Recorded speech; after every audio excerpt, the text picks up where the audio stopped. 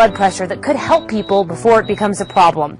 Marissa sat down with Dr. Barry Ramo to find out how to catch it before it's too late. Dr. Ramo, my family has a history of high blood pressure. Could I have high blood pressure? Well, do you think you have any symptoms? Honestly, I can't remember what the symptoms are. Well, in fact, you're right. There are no symptoms for high blood pressure. Okay, well, good. Whoa, trick question. Thanks, Dr. Ramo. A lot of my patients come in and they say, I've been having headaches, and it must be that my blood pressure's up. In fact, high blood pressure rarely causes symptoms. It is a silent disease.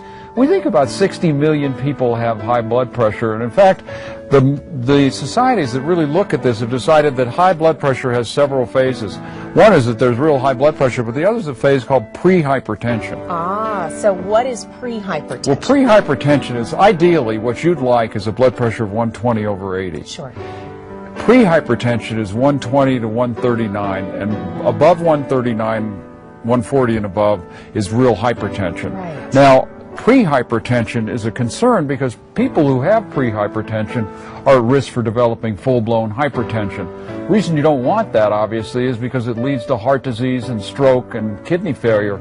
So it's very important that people recognize that they have it. But as you said, right, you don't have any symptoms, and people with high blood pressure don't have any symptoms, so they need to get checked. Okay, so is that what you're supposed to do? What can be done for it? Well, a lot of things. Number one is when you go to the doctor, make sure that they tell you what your blood pressure is. Okay. You ought to have it checked at least once a year, and that's fine if your blood pressure is always normal.